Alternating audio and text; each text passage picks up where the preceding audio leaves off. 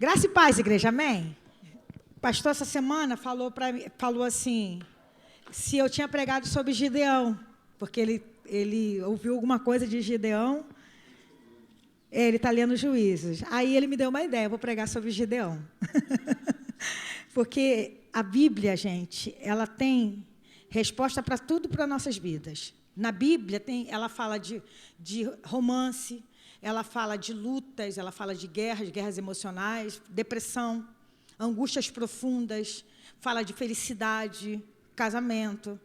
E essa semana eu estive com a minha tia, fui lá visitá-la, aí ela falou assim, eu fiz 2 capas de Bíblia para ela, aí ela falou que tinha um casal na casa dela que não era cristão. Foram lá, passaram lá, não era cristão, ela conseguiu evangelizar o casal através do livro de Cantares, né? Ela fala mesmo, falando que a Bíblia fala que o casal tem que namorar bastante, o casal casado, amém? Tem que namorar. E o casal começaram a ler Cantares e se converteram. Através do livro de Cantares, com a tia Marli falando do casal que tem que namorar. Então, a Bíblia, ela é rica. Às vezes a gente tem alguns tabus, eu sou muito envergonhada para falar algumas coisas nessa área, principalmente, eu sou muito envergonhada, não fui chamada dessa maneira, tem gente que tem mais abertura, mas a Bíblia ela vai falar sobre tudo, a Bíblia vai falar sobre tudo. E hoje a palavra que o Senhor colocou no meu coração, desde sexta-feira eu estava trabalhando em cima dela, e eu queria falar hoje sobre chamado, queria falar hoje sobre capacitação. E essa capacitação, esse chamado, ele não vem de nós, ele vem de Deus. Na quarta-feira, nós estivemos ali na Michele, foi bênção. A Elaine dirigiu o culto, a Elaine botou a Evelyn para orar, a Evelyn orou, colocou a Salete para falar, a Salete leu um salmo, só não sei explicar direito, não. E foi bênção, porque é isso que o Senhor nos chamou. Deus não chamou ninguém que fale assim, eu estou pronto. Porque se perguntar para mim, para você, se você está pronta ou pronto, o que você vai dizer? Não é isso que a gente fala o tempo todo? Se eu falar para você assim, vem aqui, eu não vou pregar hoje não. Henrique, você que vai pregar. O que você vai falar, Henrique? Não estou pronto, pastora. Não é verdade? Tem até aqueles mais ousados que até vai. Pastora, já que a senhora está falando, eu vou. Mas chega aqui meio com medo, porque não está pronto, porque não se acha pronto. Mas, na verdade, a gente vai ver que esses homens da Bíblia foram homens como eu e como você. Só que a gente tem uma facilidade de achar que os tempos são diferentes. A gente fala assim, porque na época da minha avó não era assim. Porque os pecados, na época, antigamente, não era assim. Gente, pecado era pecado desde o início. É só você ler, como o pastor estava pregando outro dia sobre os benjamitas lá, do levita, que abusaram da mulher, até a mulher praticamente morrer, tempos muito antigos. Então, a Bíblia, ela é real. Então, vamos lá. O título da palavra, eu coloquei aqui, pelo Senhor e por Gideão, recebendo um chamado de Deus. Abra sua Bíblia em Juízes, capítulo 6, a gente vai ler a princípio do versículo 1 até o versículo 18, eu vou ler com muita calma, vocês vão poder acompanhar ali na TV, né, na tela, eu vou ler com muita calma e eu tenho certeza que o Senhor vai trazer para você e para mim respostas daquilo que talvez eu e você estejamos passando e a gente fala, por que eu estou passando por isso? Tem resposta para nós nessa noite, em nome de Jesus. Olha o que diz essa palavra. Juízes 6, do 1 ao 18, a princípio. Porém, os filhos de Israel fizeram o que era mal aos olhos do Senhor, e o Senhor os deu nas mãos dos midianitas por 7 anos. E prevalecendo a mão dos midianitas sobre Israel, fizeram os filhos de Israel para si, por causa dos midianitas, as covas que estão nos montes, as cavernas e as fortificações. Porque sucedia que, quando semeando Israel, os midianitas e os amalequitas, e também os do Oriente, contra ele subiam. E punham-se contra ele em campo, e destruíam os frutos da terra, até chegarem a Gaza. E não deixavam mantimento em Israel, nem ovelhas, nem bois, nem jumentos. porque subiam com os seus gados e tendas, vinham como gafanhotos em grande multidão que não se podia contar, nem a eles, nem os seus camelos, e entravam na terra para destruir. Assim, Israel empobreceu muito pela presença dos midianitas. Então, os filhos de Israel clamaram ao Senhor. E sucedeu que, clamando os filhos de Israel ao Senhor por causa dos midianitas, enviou o Senhor um profeta aos filhos de Israel, que lhes disse: assim diz o Senhor, Deus de Israel, do Egito eu vos fiz subir, e vos tirei da casa da servidão, e vos livrei da mão dos egípcios, e da mão de todos quanto vos oprimiam, e os expulsei de diante de vós, e a vós dei a sua terra. E vos disse: eu sou o Senhor vosso Deus, não temais aos deuses dos amorreus, em cuja terra habitais, mas não destes ouvido à minha voz. Então o anjo do Senhor veio e assentou-se debaixo do carvalho que está em Ofra, que pertencia a Joás, Abiergita, e Gideão, seu filho, estava malhando o trigo no lagar para o salvar dos midianitas. Então o anjo do Senhor lhe apareceu e lhe disse: o Senhor era contigo, homem valoroso. Mas Gideão lhe respondeu: ai, Senhor meu, se o Senhor é conosco, por que tudo isto nos sobreveio? E que é feito todas as suas maravilhas que nossos pais nos contaram, dizendo: não nos fez o Senhor subir do Egito? Porém, agora o Senhor nos desamparou e nos deu nas mãos dos midianitas. Então o Senhor olhou para ele e disse: vai nesta tua força e livrarás a Israel das mãos dos midianitas. Porventura não te enviei eu? E ele lhe disse: ai, Senhor meu, com que livrarei a Israel? Eis que a minha família é a mais pobre em Manassés, e eu o menor da casa de meu pai. E o Senhor lhe disse: porquanto eu hei de ser contigo, tu ferirás aos midianitas como se fossem um só homem. E o Senhor lhe disse, e ele lhe disse: se agora tenho achado graça aos teus olhos, dá-me o sinal de que és tu que falas comigo. Rogo-te que daqui não te aparte, até que eu volte e traga o meu presente e ponha perante a ti, e eu esperarei até que volte. Só até. Por que o povo estava sofrendo esse problema com os midianitas? Versículo 1, ele fala: porém os filhos de Israel fizeram o que era mal aos olhos do Senhor. Nem todos os problemas que vêm na nossa vida é por causa de pecado. Porque eu me lembro de Jó. Jó, ele não pecou contra o Senhor. E o Senhor permitiu que Satanás fosse lá e ele sofreu muitas coisas. Mas, na maioria das vezes, quando estamos passando por algum problema, tem a ver com as nossas decisões, tem a ver com os nossos pecados. Na maioria das vezes. Sim ou não? Digamos que estejamos passando por um problema financeiro. Quem gastou dinheiro de forma que não administrou muito bem? Foi Deus? Foi porque a gente semeou no reino de Deus? Sim ou não? A gente gastou porque a gente quis, porque teve uma necessidade, porque teve, querendo botar a mão, às vezes, aonde não alcança.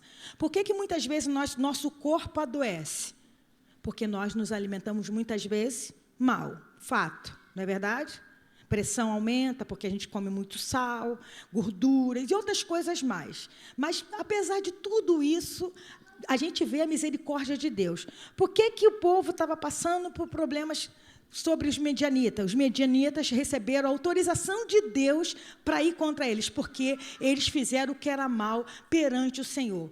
Qual era o mal que eles tinham feito, gente? Qual era o mal que eles fizeram? Era comum naquela área ali, era comum, gente, a gente precisa entender que esse povo, o povo da Bíblia, era um povo que trabalhava com agricultura, era um povo que dependia de chuva, que plantava, se não chovesse, não colhia, se chovesse muito, estragava a semente. Então, eles dependiam da chuva, dependiam da colheita, isso era fato. Mas o que acontecia com o povo? Em volta daquele lugar existia um Deus chamado Baal. O Baal é o Deus com letra minúscula, que era o Deus da colheita. E os povos em volta que não era um povo de Deus, adoravam a Baal. Então, volta e meia, o povo de Israel acabavam fazendo altares para Baal.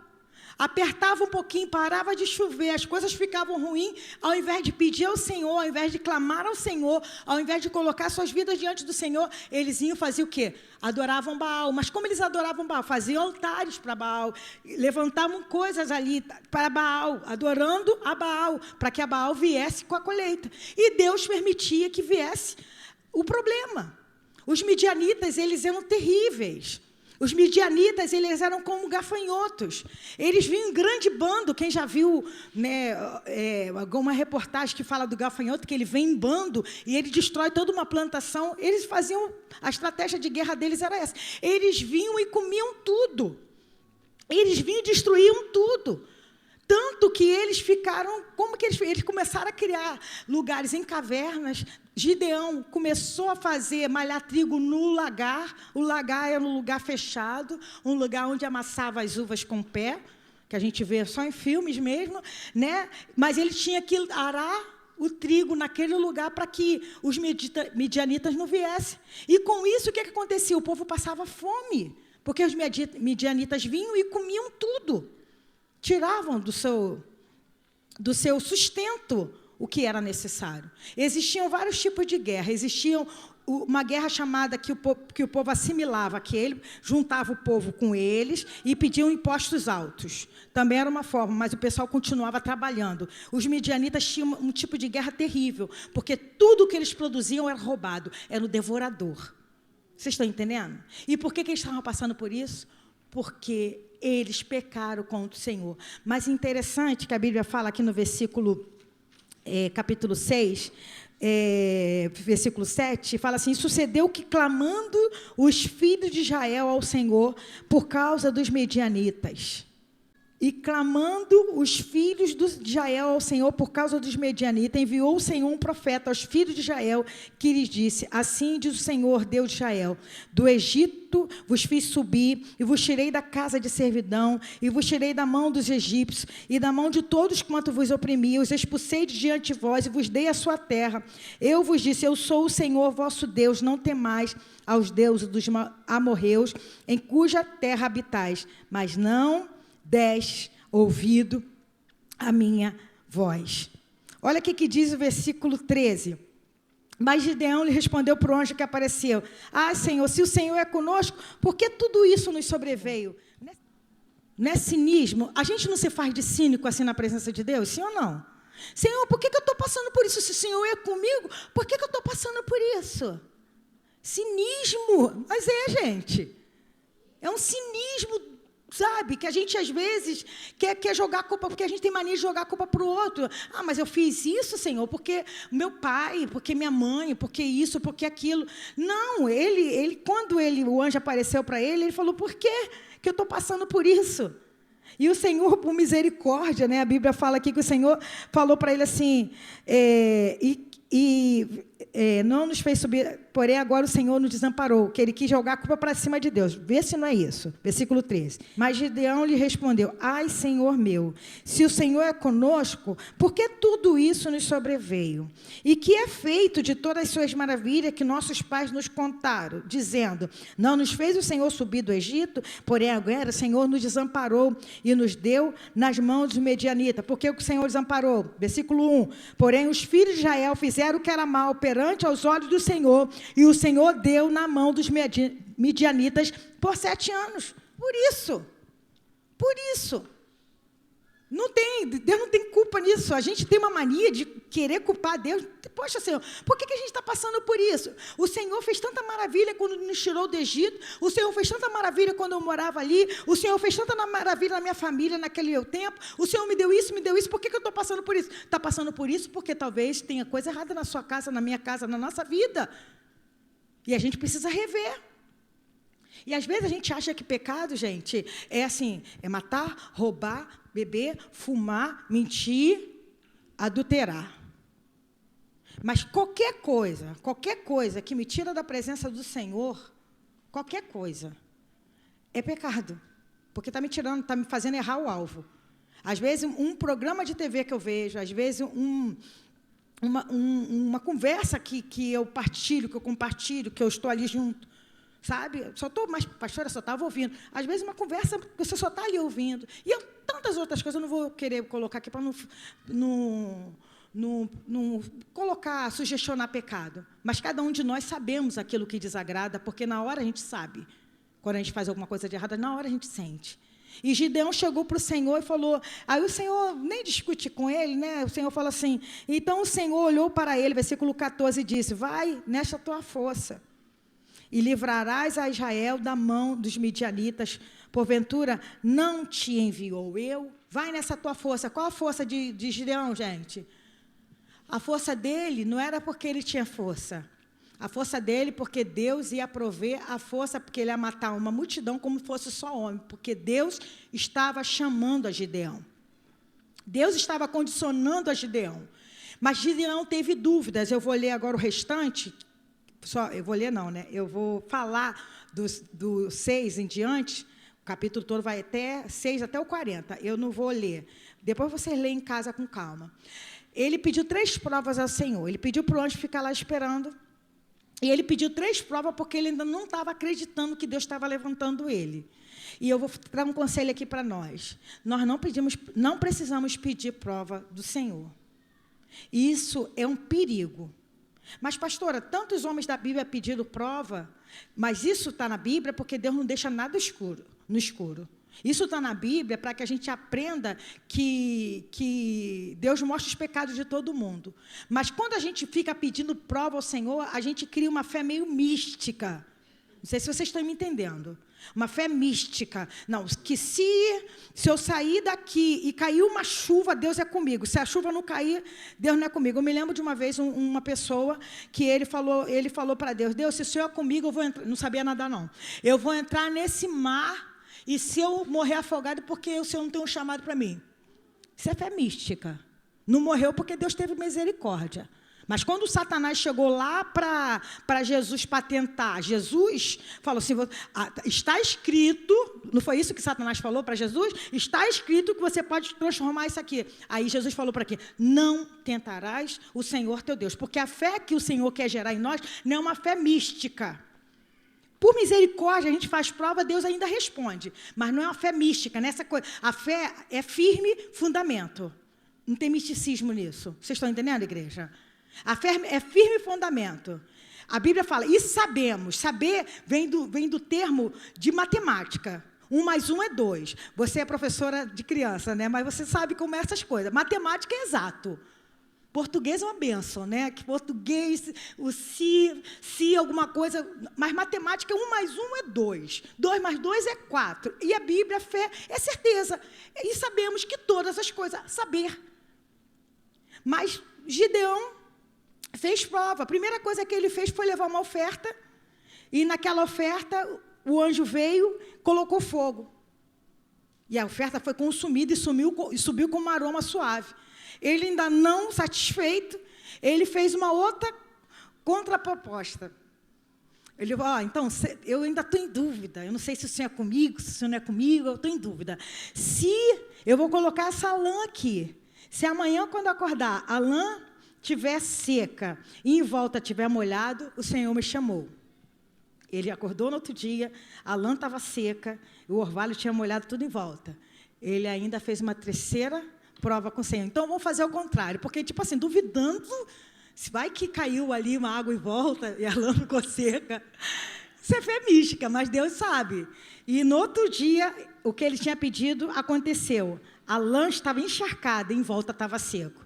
Aí ele conseguiu entender que Deus estava chamando.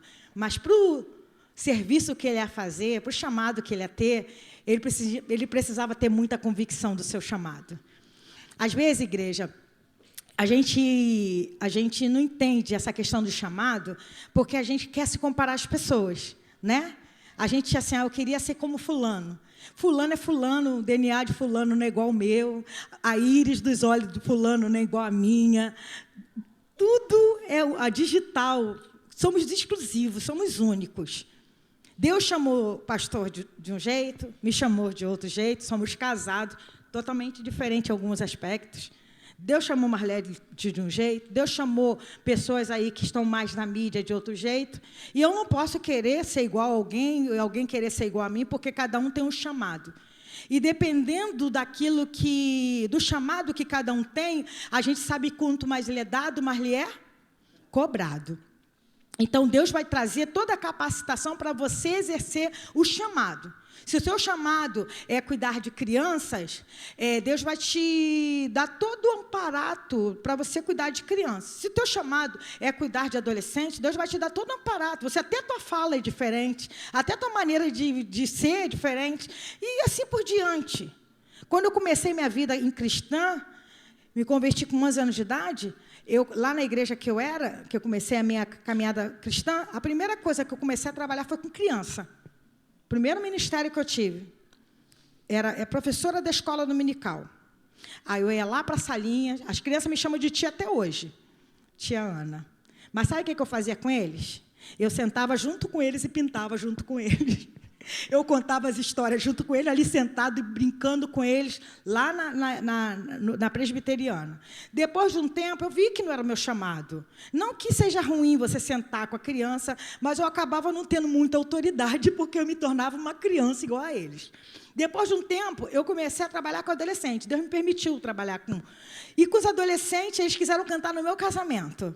E foi aquela galera cantar, foi uma época muito boa, porque a gente se identificava muito, né? Eles começaram a cantar e tal, ensaiava. Depois, eu fiquei mais na área do louvor mesmo, que é a área que eu praticamente trabalho até o dia de hoje, né? Mas já trabalhei com negócio de mulher, com rede de mulher, também na minha área, porque eu não sei enfeitar, não sei flu-flu, essas coisas de flu-fluzinho. Eu sou rústica, né? Mas porque tem chamado para todo mundo, tem gente que se identifica com a área das mulheres, de enfeitar, né? Elaine vem, bota as coisinhas, faz, porque gosta, porque foi chamada para isso. E não tem nada errado com isso.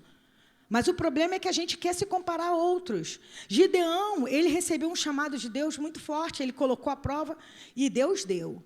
Aí chega no capítulo 7, eu quero que você leia comigo.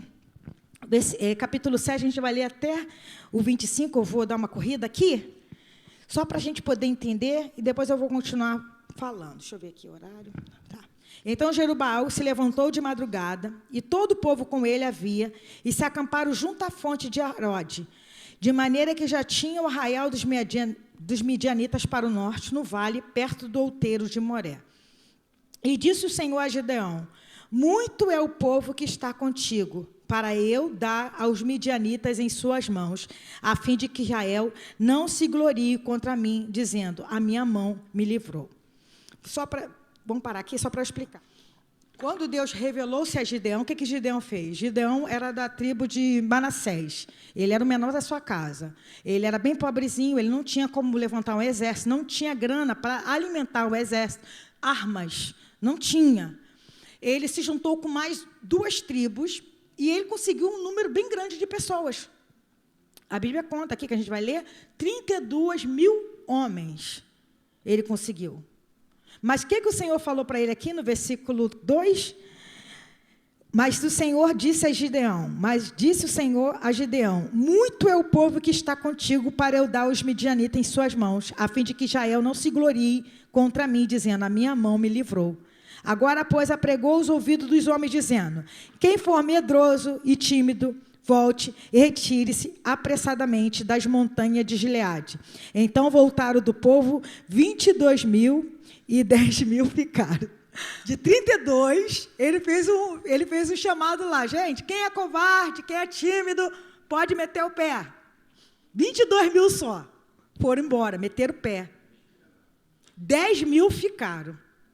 Para vocês verem, gente, que os chamados por Deus não é a maioria. Às vezes a gente tem essa impressão, que a maioria, mas a Bíblia fala... Não, a Bíblia não. Mas no Ibope fala que o Brasil tem não sei quantos, 40 milhões de evangélicos. Gente, não se iluda. Não se iluda, tá?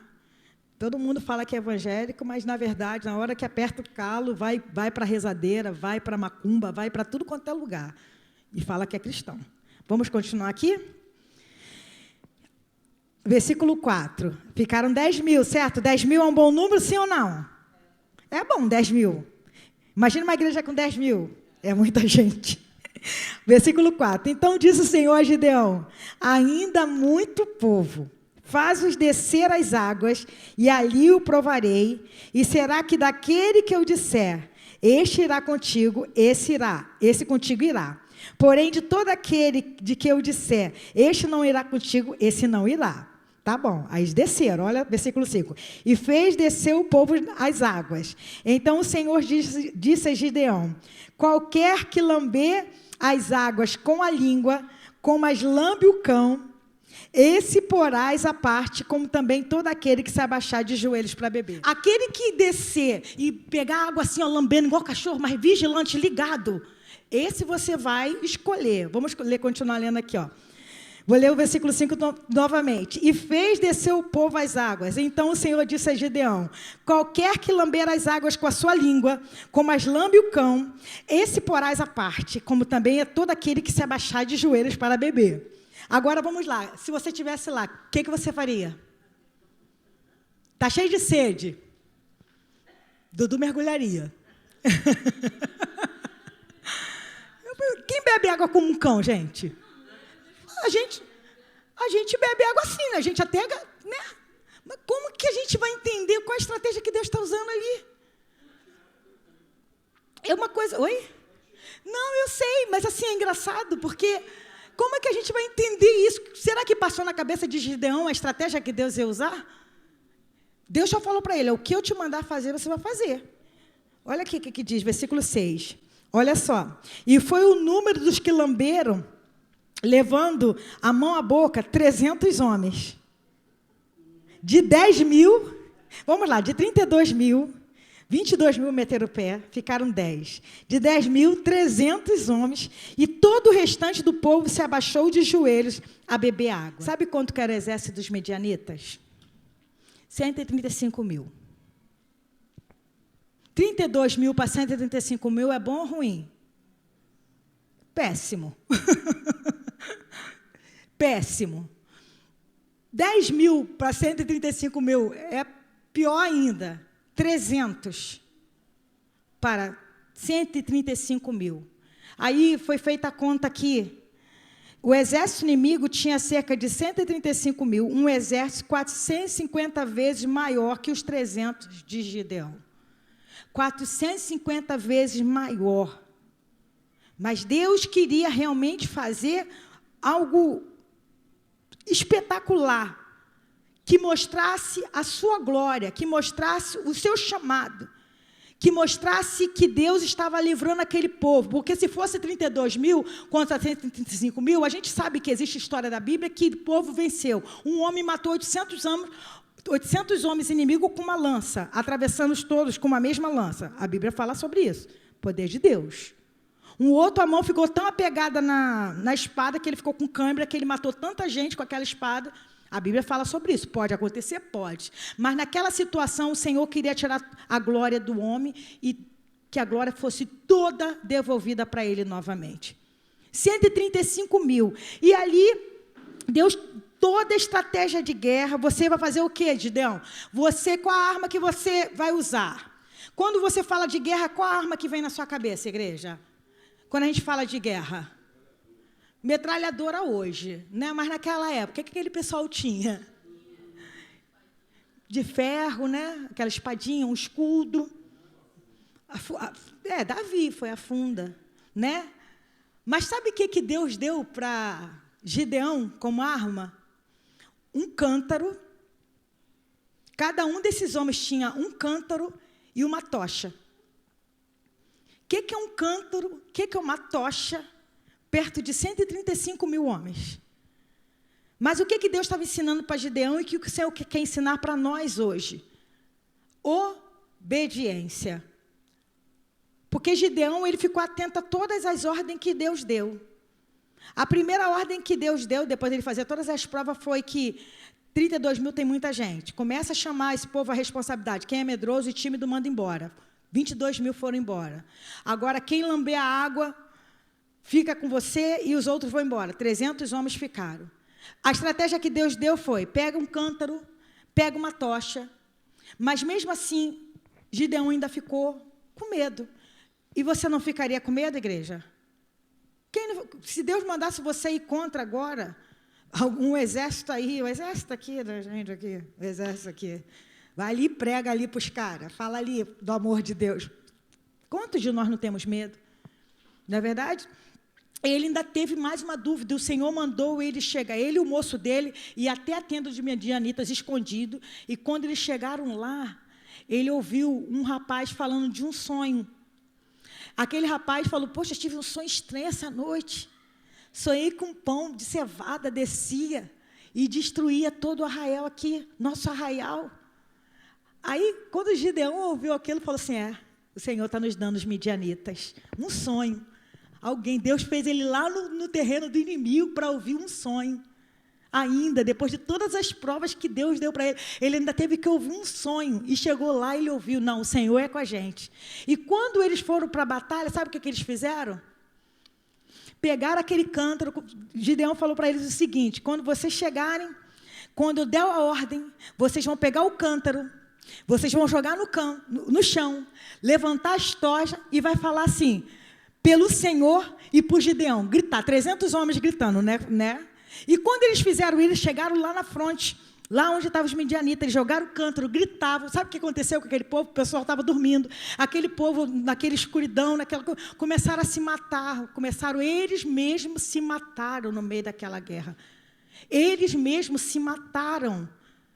A vitória que Deus deu para eles foi no meio daquela situação, aí eles mesmos se exterminaram. Gente, existem guerras que Deus vai colocar a espada na tua mão. E você talvez vai ter que sujar as tuas mãos de sangue, entenda bem, né? Para você matar ninguém, não. Mas no sentido de você ir lá, de você ter que pagar um preço. Vão ter situações que Deus vai te dar um cântaro. O que Deus deu para Davi? Que Davi matou Golias. O que Davi tinha na mão? 5 pedras lisas no ribeiro e uma atiradeira, uma funda. Deus deu vitória para ele. Quando Josafá aquele povo veio contra Josafá, que Deus levantou um levita lá no meio, qual foi a estratégia que Deus deu para ele? Os levitas na frente cantando, o Senhor é bom e a sua misericórdia dura para sempre. E eles foram cantando, os levitas na frente, tocando os instrumentos com com vestes reais, chegaram lá na frente, começaram a cantar. Quando chegaram onde estavam os inimigos, o que aconteceu? Não tinha ninguém vivo, todo mundo morto. Qual foram as outras guerras que tiveram que usar espada? Muitas outras espadas. A gente precisa discernir de Deus o que Ele quer que a gente use. As nossas armas, elas não são carnais, mas talvez você esteja e eu esteja usando uma arma errada no momento errado. Já viram aquelas pessoas que são lamentações de Jeremias? Que só vive chorando? Porque tem um louvor que fala que um choro para Deus é como uma oração. Existem situações que eu e você vamos viver com choro, Deus vai responder? Sim ou não? Sim. Não existem situações que a gente vive que a gente chora na presença do Senhor, quando você menos espera, a resposta vem? Verdade? Já aconteceu comigo. Será que todas as guerras que eu vencer vai ser assim? Eu chorando? Eu lamentando? Não. Vão ter guerras que o Senhor vai mandar eu para frente da batalha adorá-lo. E eu vou adorar.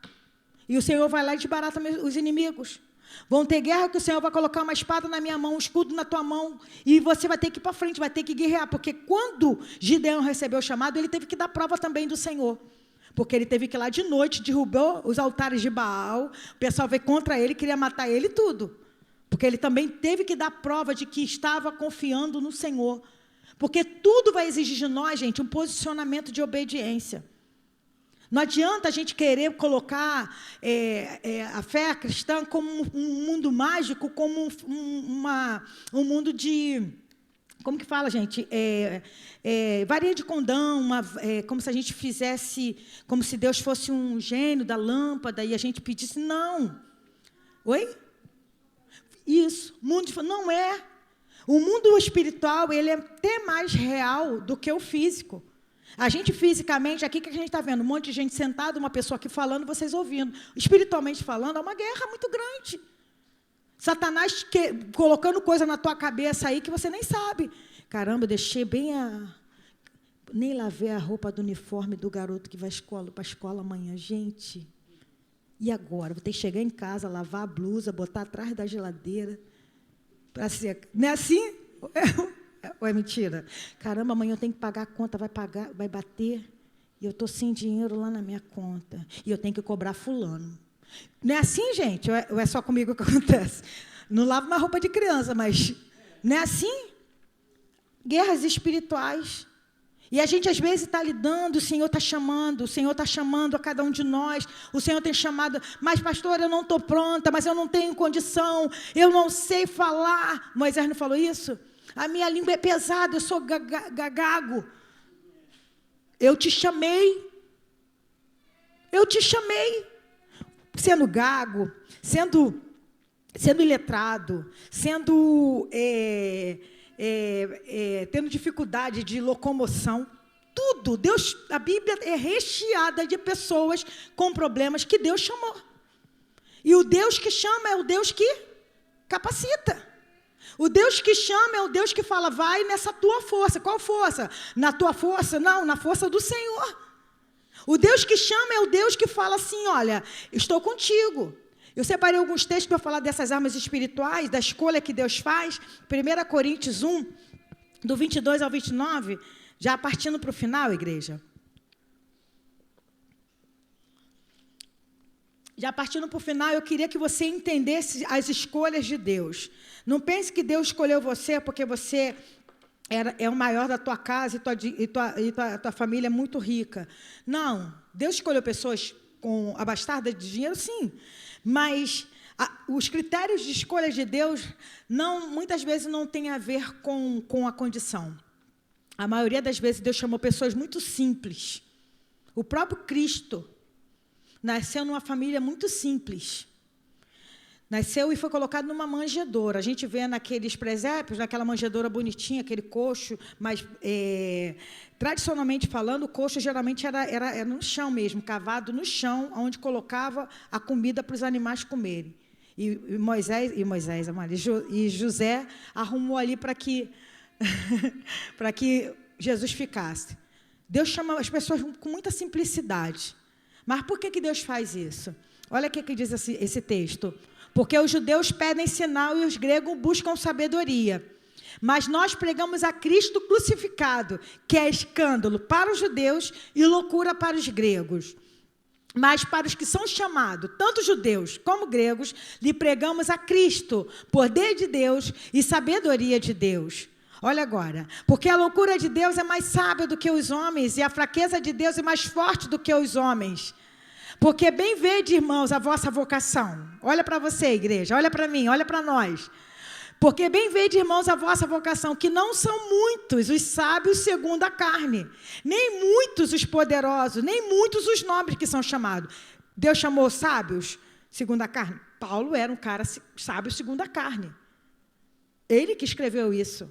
Paulo foi uma pessoa e outros mais. Nicodemos era rico. E ele se converteu. Mas não são muitos. Se você colocar na balança, não são muitos que são chamados assim. Mas Deus escolheu as coisas loucas deste mundo para confundir as sábias. E Deus escolheu as coisas fracas deste mundo para confundir as fortes. E Deus escolheu as coisas vis deste mundo e as desprezíveis e as que não são para aniquilar as que são. Por quê, pastora? Para quê? Para que nenhuma carne se glorie perante Ele. Porque se Deus te escolheu, você bonitão, bonitona, cheia de sabedoria, o que você vai falar? Mas também Deus me escolheu porque eu tenho uma faculdade muito boa. Eu me formei em Harvard. Sabe? Eu sei falar 10 idiomas. Por isso que Deus me escolheu. Deus escolhe aquele que fala um monte de idioma, escolhe. Mas é interessante que as escolhas de Deus, toda vez que você lê a Bíblia, sempre são os menores da casa. Sempre são os pequenos. Porque a glória nunca vai ser do homem. A glória sempre vai ser de Deus. Então está proibido, nesse lugar, Margarete, falar, eu não estou pronta, pastora. Está proibido. Eu não estou pronto, Ismael. Não pode falar que não está pronto. Não pode, Helena. Nem vai dar para estudar, que eu estou esquecendo muito. Não tem desculpa. Não tem. Porque Deus escolheu a mim e a você. Quem não é? Não estou menosprezando vocês, a palavra de Deus está falando. nem a mim, é para que realmente a glória seja do Senhor, porque se vir aqui pessoas muito estudadas, porque teve muita sabedoria para receber, e não vir do Espírito Santo, também é vazio. Deus chamou a cada um, dentro das suas particularidades, dentro das suas fraquezas, dentro dos seus problemas emocionais.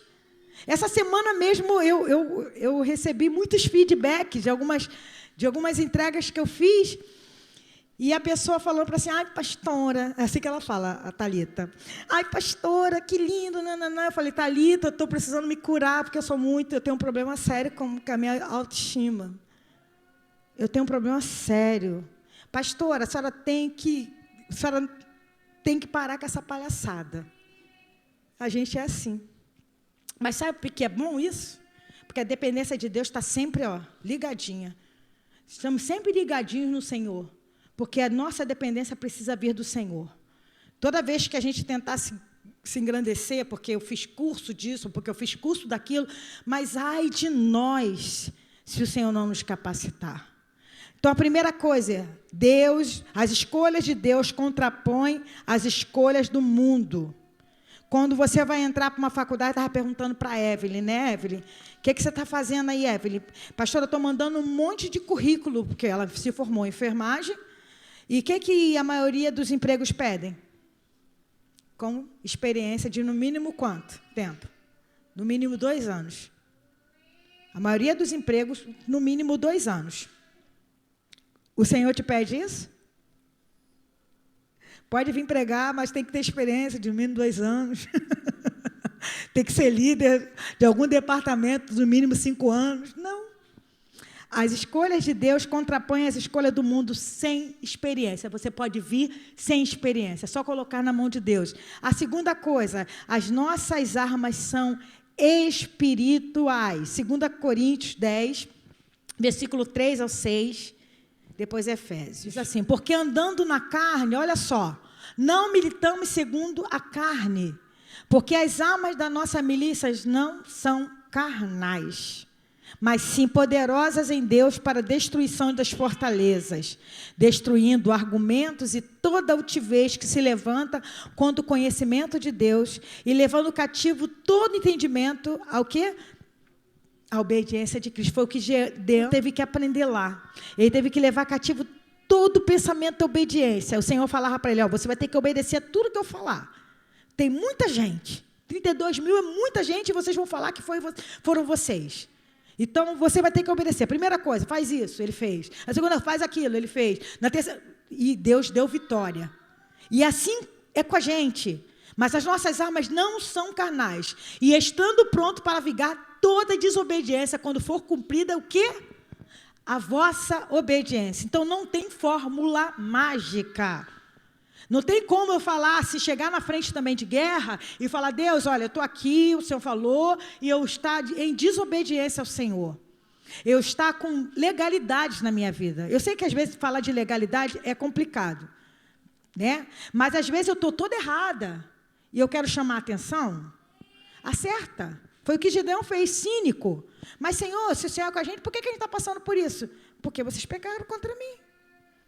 Eu gosto muito quando eu vou para Neemias, para Daniel, porque quando o Senhor se apresenta para Neemias, para Daniel, Daniel não tinha pecado, teve uma vida íntegra diante do Senhor. Neemias não tinha pecado, teve uma vida íntegra perante o Senhor. Mas a Bíblia conta que eles chegaram diante do Senhor e falaram, Senhor, nós pecamos contra Ti. Pecado de um é pecado de todo. Corpo de Cristo. Então, não pense você, não pense eu, não pensemos nós, que o que eu cometo lá na minha casa não vai afetar o corpo de Cristo, porque afeta. Muitas pessoas não acreditam mais no Evangelho exatamente por conta disso. Por causa de líderes que pecam, por causa de pessoas que não vivem a obediência como foi falado. As nossas armas, elas são espirituais, para destruir argumento, sofismas, e levando cativo todo pensamento à obediência. Gente, pensamento, tudo começa aqui. Se a gente conseguir controlar aqui, em Cristo Jesus, levando obediência o pensamento, a atitude já se torna um pouquinho melhor. Efésios capítulo 6, versículo 12, fala assim: porque não temos que lutar contra a carne e o sangue, mas sim contra os principados, contra as potestades, contra os príncipes das trevas deste mundo, contra as hostes espirituais da maldade nos lugares celestiais. Pode continuar com a ler. Portanto, tomai toda a armadura de Deus, para que possa resistir o dia mau, e havendo feito tudo, ficar firme.